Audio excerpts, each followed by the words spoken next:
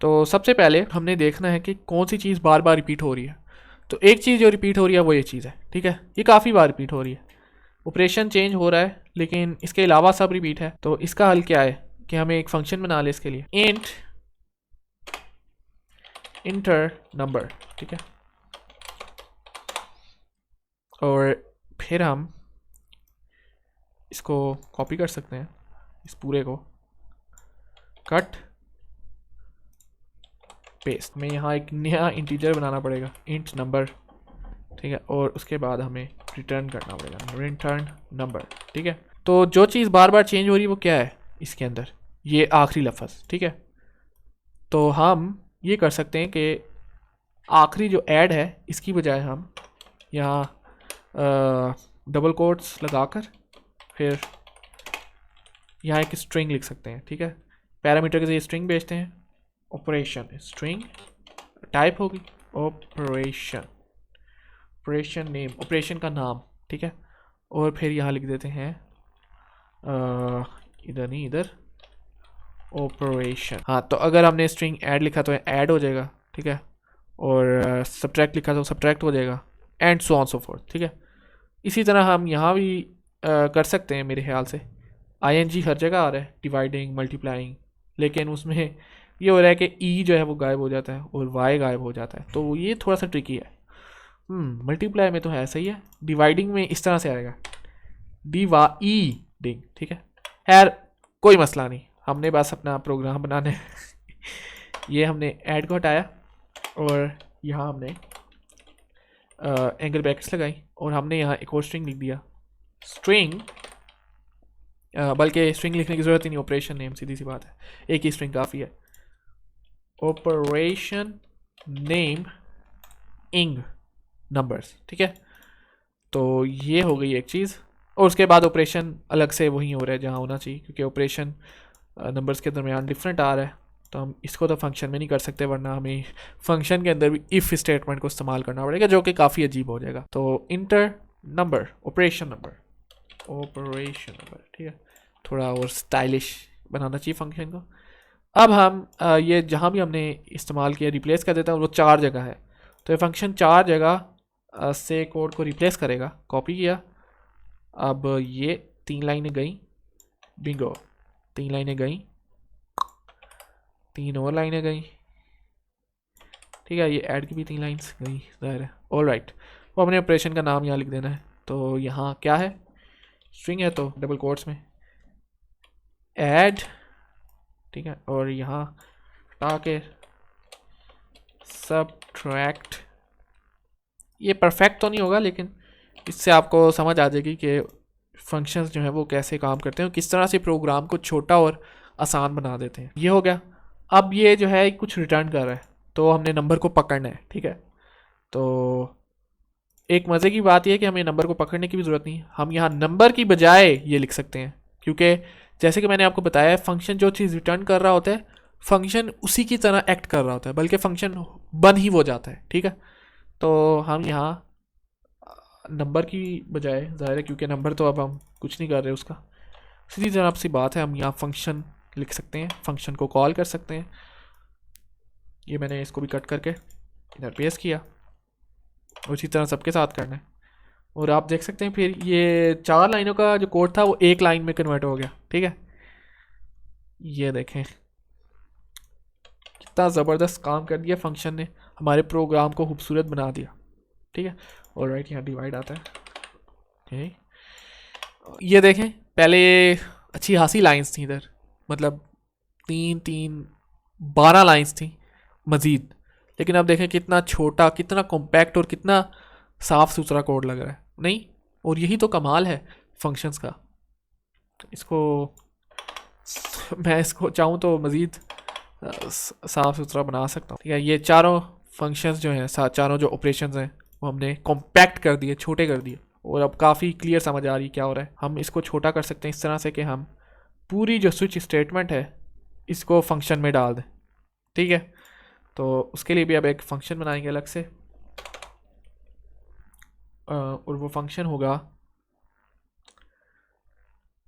Right, function होगा integer की type return करेगा और हम इसे कहेंगे कैलकुलेशन, ठीक है, क्योंकि इसी में सारा कैलकुलेट हो रहा है सारा कुछ।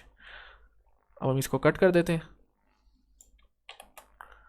और कट करने के बाद यहाँ पेस्ट करते हैं इसको। ओके, ये सारा मैंने पकड़ा और ये सारा कोड पकड़ने के बाद मैं शिफ्ट और टैब कोड में दबा रहा हूँ। इससे होता है कि एक टैब या एक इंडेंटेशन कह लें वो कम हो जाती है, ठीक है। और ये हो गई कैलकुलेशन। कैल्क कमांड जो है वो हमें सेंड करना पड़ेगा, इंट कैल्क कमांड, ठीक है, क्योंकि ज़ाहिर है उसे नहीं पता कैल्क कमांड का, तो हमने पैरामीटर के ज़रिए एक चीज़ भेज दी और दूसरी चीज़ जो हमने भेजनी है वो है करंट नंबर, ठीक है। इंट करंट नंबर ये भी भेज दिया और ज़ाहिर है करंट नंबर के साथ काम हो रहा है और वो फिर अंदर ही रह जाएगा, मतलब जो भी हमने इसके साथ काम किया वो फिर अंदर ही रह जाएगा। तो उसके लिए हमने इसकी रिटर्न टाइप इंट की थी ताकि हम करंट नंबर को ले सकें वापस। तो हम यहाँ से करंट नंबर को वापस ले रहे हैं, रिटर्न करंट नंबर, ठीक है। अब एक और मसला इसके अंदर आया है कि इस प्रोग्राम रनिंग जो है वो तो पता ही नहीं इसको, क्योंकि वो तो ये नीचे डिफाइन हुआ है, तो इसको भी हम सेंड करें अंदर, काफ़ी ज़्यादा मसला हो गया नहीं, क्योंकि अब हम एक ही चीज़ रिटर्न कर सकते हैं। तो इसका हम कैसे इसका इलाज करें? तो इसका हल ये है कि हम इस प्रोग्राम रनिंग को ग्लोबल वेरिएबल बना दें, ठीक है। ये कितनी अच्छी अप्रोच नहीं है, लेकिन एक दो वेरिएबल्स के साथ ऐसे कर सकते हैं, ऐसा इतना भी बुरा नहीं है, ठीक है। तो अब ये इस प्रोग्राम रनिंग कोई मसला नहीं दे रहा। एक और मसला आ रहा है एन्यूमरेशन के साथ, और एन्यूमरेशन इंट मेन के अंदर है, इसलिए एन्यूमरेशन भी लोकल है, तो एन्यूमरेशन को ग्लोबल बनाना पड़ेगा। कट और यहाँ पेस्ट कर देते हैं, ठीक है। एन्यूमरेशन वैसे होनी भी ग्लोबल ही चाहिए, क्योंकि एन्यूमरेशन का जो है पहले ही एन्यूमरेशन एक तरह से टाइप की तरह काम करती है। अब ये कैल कमांड का इशू आएगा, तो उसको हल करने के लिए ज़ाहिर है क्योंकि हम इधर नहीं कर सकते एन्यूमरेशन को सेट, अब हम यहाँ कर देते हैं, वो तो मसला ही नहीं। Calculator command, calc command is equal to add, ठीक है।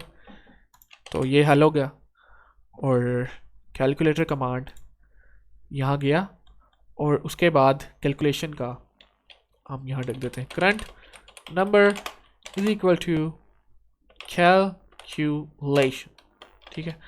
और उसके बाद हम यहाँ इंट कमांड लिखते हैं, वो क्या है? कैल कमांड, ठीक है। और उसके बाद current number, right, current number, जो चीज़ हमने यहाँ डाली है वही चीज़ हमने फिर रिटर्न भी करनी है, ठीक है, क्योंकि ये ज़ाहिर है करंट नंबर को चेंज कर रहा है, इसके अंदर काम कर रहा है, वो फिर उसी को रिटर्न कर रहा है, तो वो हमें लाजमी चाहिए जो भी चीज़ चेंज हुई है, ठीक है। तो ये देखें कितना छोटा हो गया प्रोग्राम। अब हम इसको रन करते हैं, तो ये हमारा प्रोग्राम है।